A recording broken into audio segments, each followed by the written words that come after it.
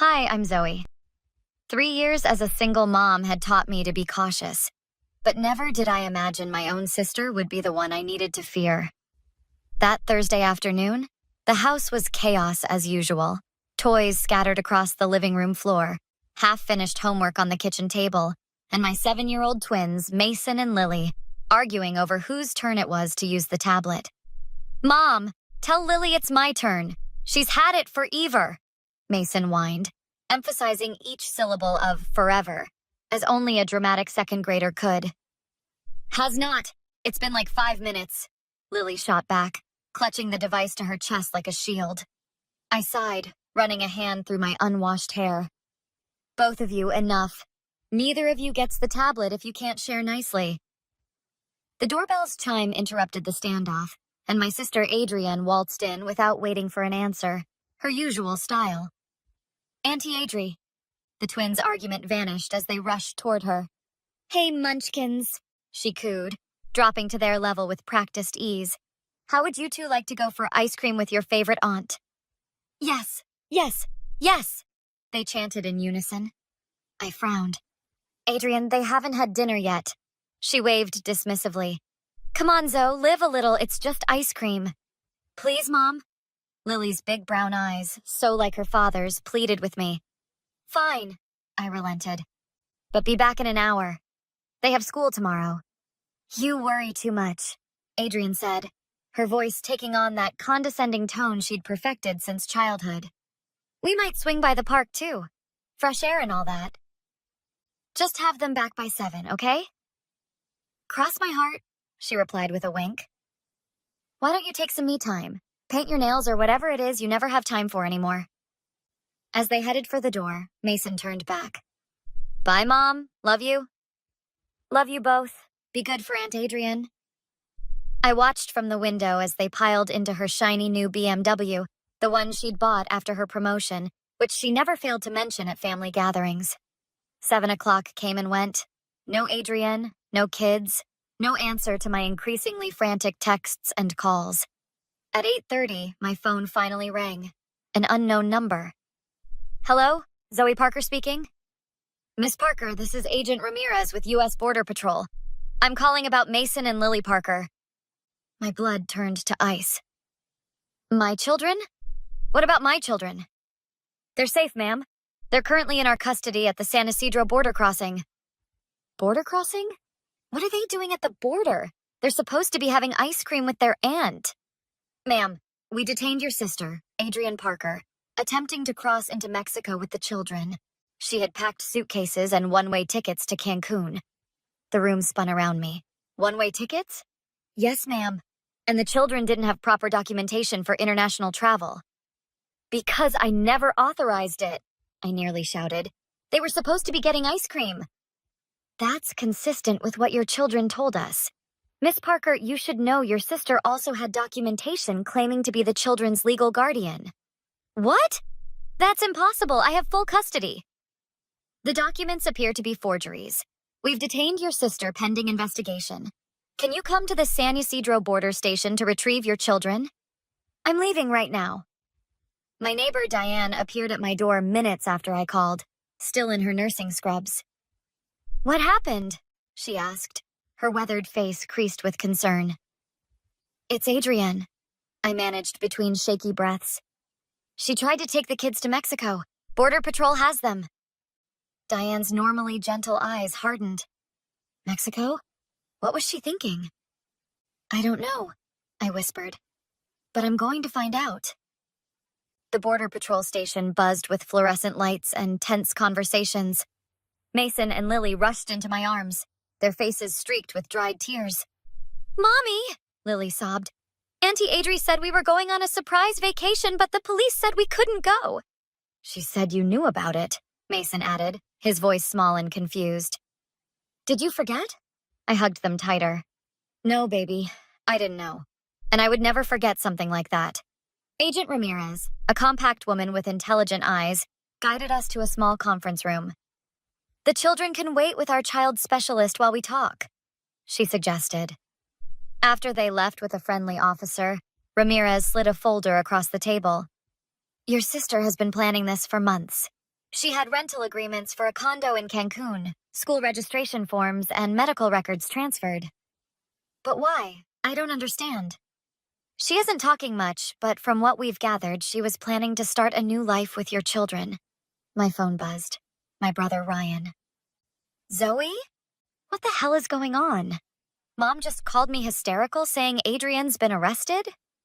She tried to kidnap the twins? Ryan. She was taking them to Mexico. That's insane.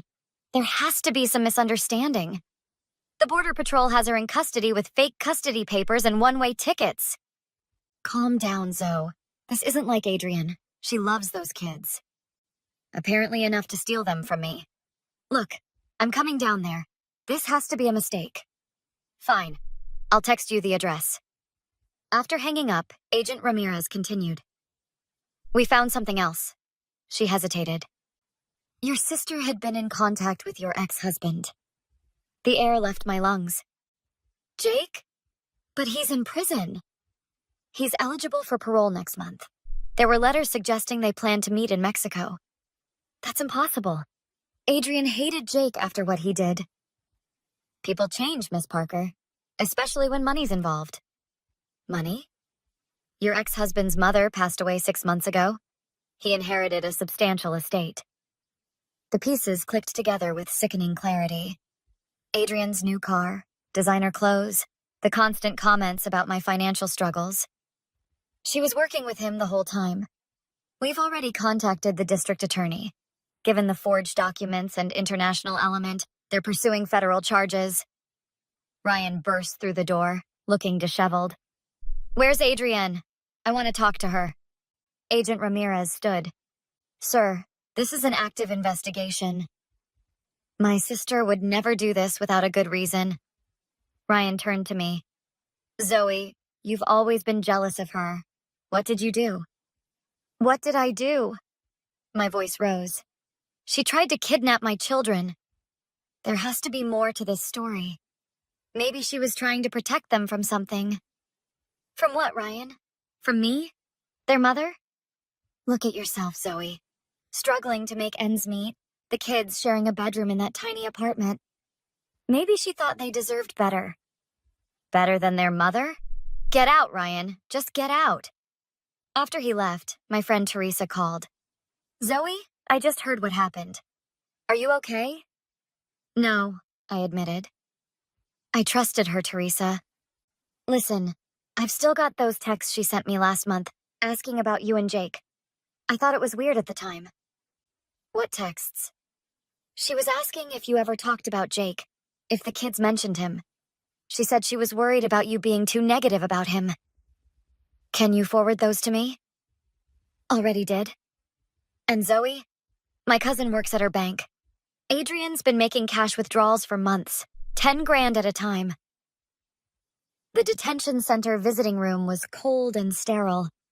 Adrian sat across from me, her designer outfit replaced by a standard-issue jumpsuit, her perfectly highlighted hair flat and unwashed.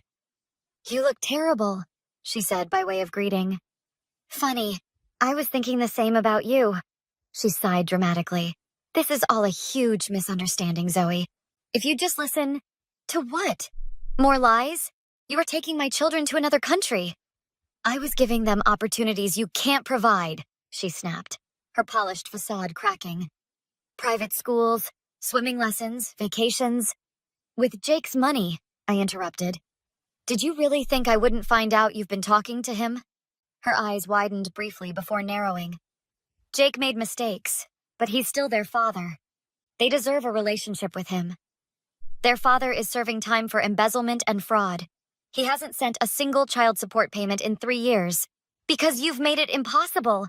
You moved, changed your number. To protect my children from a man who threatened to take them from me. She leaned forward. He's changed, Zoe. The money from his mother's estate. So that's what this is about? His inheritance? Don't be naive, she hissed. You've always been so self-righteous. Some of us live in the real world, where money matters.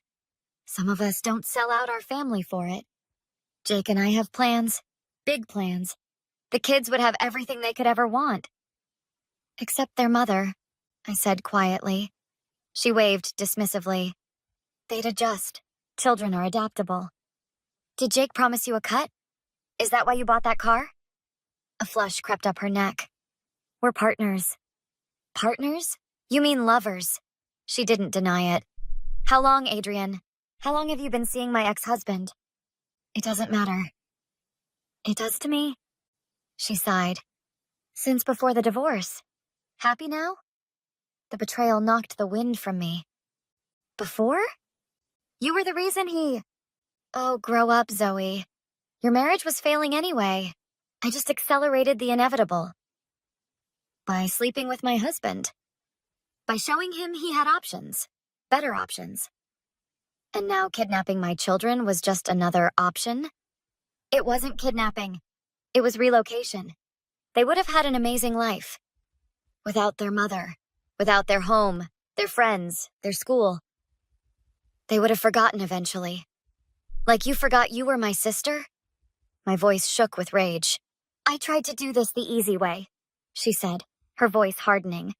I told Jake we should just file for custody, but he knew you'd fight it. This was cleaner. Cleaner? You traumatized my children. They'll get over it. Kids are resilient. Not this time. You're going to prison, Adrian. Federal prison. For the first time, fear flashed across her face. You wouldn't let that happen. I'm your sister. You stopped being my sister the moment you plotted to steal my children. Zoe, please, her voice cracked. I'm sorry. I wasn't thinking clearly. Jake convinced me. Save it. The DA has your texts, the forged documents, everything. It's over. What if I testify against Jake? Tell them it was all his idea? Of course it was, I said bitterly. Because you never make your own choices, do you? I made a mistake. People make mistakes. This wasn't a mistake. It was a calculated betrayal. She began to cry, mascara streaking down her face. What do you want me to say? That I'm a terrible person? Fine, I am. But don't destroy my life over one bad decision. You were willing to destroy mine. The kids need me, she pleaded. They love their Aunt Adrian. They loved someone who never existed. 6 months later, I sat in the courtroom as the judge delivered Adrian's sentence. 10 years. No chance of parole for at least 7.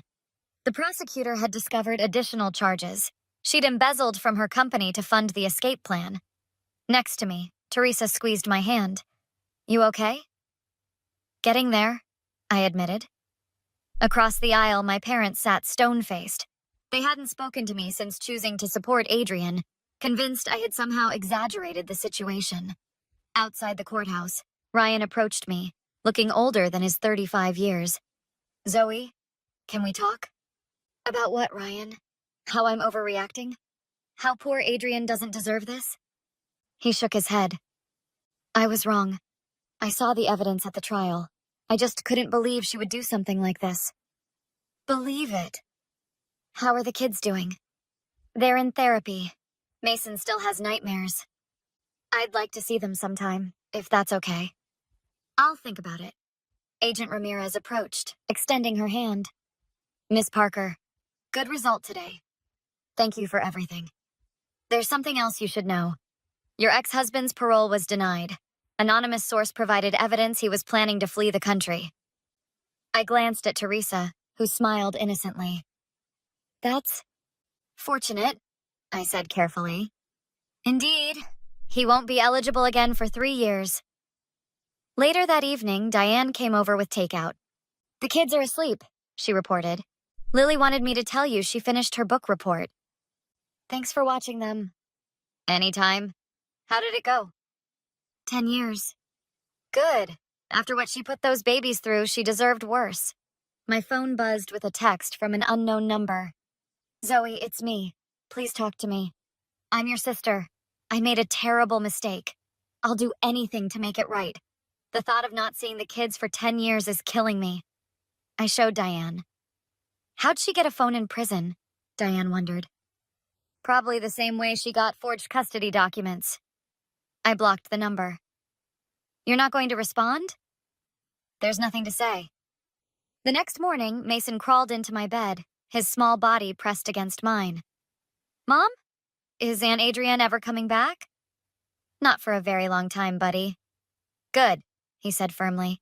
She lied to us. Yes, she did. Dad too? Yes, him too. But you never lie to us, right, Mom? Never about the important stuff. Like love? Especially about love. Lily appeared in the doorway, clutching her stuffed rabbit. Can we have pancakes? With chocolate chips? I asked. Duh, she rolled her eyes, looking so much like the teenager she'd someday become. 2 weeks later, a letter arrived from my parents. I hesitated before opening it. Dear Zoe, it began in my mother's handwriting. We were wrong. We should have believed you from the start. I called Teresa immediately. My parents want to meet for dinner, to apologize. Are you going to go? I don't know. Part of me wants to shut them out like they did to me. What would that teach the twins? That actions have consequences. True, Teresa said thoughtfully, but also that forgiveness is impossible. Some things are unforgivable. Only you can decide that. But those kids need all the family they can get, the good kind. That weekend, we met my parents at a neutral restaurant. The conversation was stiff at first, until Mason broke the ice. Grandma, did you know I lost 2 teeth? My mother's eyes filled with tears. No, sweetheart, I didn't. Want to see? He opened his mouth wide, displaying the gaps proudly. I'd love to. As we made breakfast together, flour dusting the countertops and laughter filling our small kitchen, I realized something important. We'd be okay. The 4 of us, me, the twins, and the truth would be more than okay. I received another letter from Adrienne a month later. I added it to the growing stack of unopened mail from her. Some betrayals can't be forgiven. Some bridges, once burned, should stay ashes. Have you ever had someone you trusted completely betray you? Would you ever be able to forgive them? Let me know in the comments below. And don't forget to like and subscribe for more stories of justice served.